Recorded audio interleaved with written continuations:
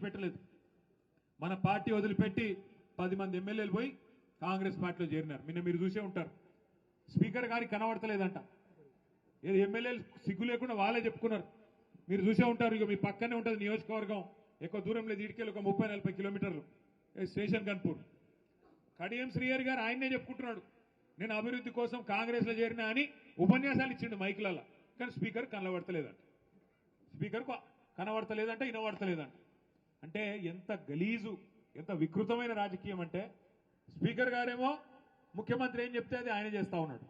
ఇంకా గలీజ్ ఏంటంటే 10 మంది ఆ ఎమ్మెల్యేలు ఎవరైతే పోయినారో వాళ్ళు ఇలా ఆడనా మొగనా చెప్పమంటే చెప్పాలని పరిస్థితులు ఉన్నారు. వాళ్ళు ఏ పార్టీ రాబాయి నీదంటే ఏ పార్టీ ఆనికి తెలియదు.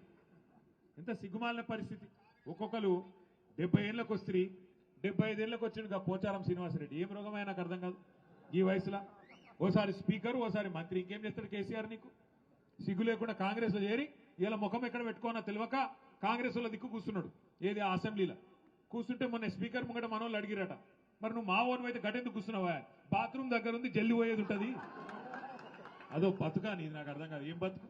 ఇంతకాలం 70 ఏళ్ళు సంపాదించిన పేరంతా నాశనం చేసుకుంటే రేవంత్ రెడ్డి సంకల చేరి. ఎందుకు ఆ బతుకు? నాకు అర్థం కాదు. చచ్చిపోయింది న్యాయం కాదు దానికంటే. ఎందుకు ఆ బతుకు? 10 మంది ఎమ్మెల్యేలు ఏం బతుకది? గబ్బిలాలు కదా సూరు పట్టుకొని ఎలాడినట్టు అక్కడికి పొగ పెడుతుంటే సి అని కొడుతుంటే ఏ పార్టీ చెప్పుకోలేని పరిస్థితి. ఓ పెద్ద పెద్ద మాటలు చెప్తాడు కడియం శ్రీహరి. ఏదో కడియం అంటే కమిట్మెంట్, క్యారెక్టరా కాకరకాయన ఆయన చెప్తున్నాడు. నేను చూస్తున్నా, ఆడ పోతున్నప్పుడు చూస్తున్నా వరంగల్. కమిట్మెంట్ అడు. ఏం కమిట్మెంట్? ఏమిటిది? ఏ పార్టీలు ఉన్నావా అంటే అతి తెలివి. యా పార్టీలు ఉండాలో ఆ పార్టీలోనే ఉన్నాడు. ఎట్లుంటుందంటే ఇప్పుడు మీ కొడుకో బిడ్డనే ఉంటారు. ఇక ఇంటికి రాలేదు, ఆలస్యమైంది, లేటుగా అవుతుంది, రాత్రి 9 అవుతుంది, 10 అవుతుంది, సలిపూట. ఏడున్నాడు రా పిల్లగాడని నువ్వు ఫోన్ చేస్తావు అనుకో. ఏడున్నారా కొడుక అంటే 7 ఉండాలనో గాడినే ఉన్నా అన్నాడు అనుకో. ఏమనిపిస్తుంది? దౌడమికలు ఒకటి సంపబుద్ధి కాదు. ఒక గట్లే ఉన్నది కత్తియాల మన పాటలకి వెళ్ళి పోయినోలేదు.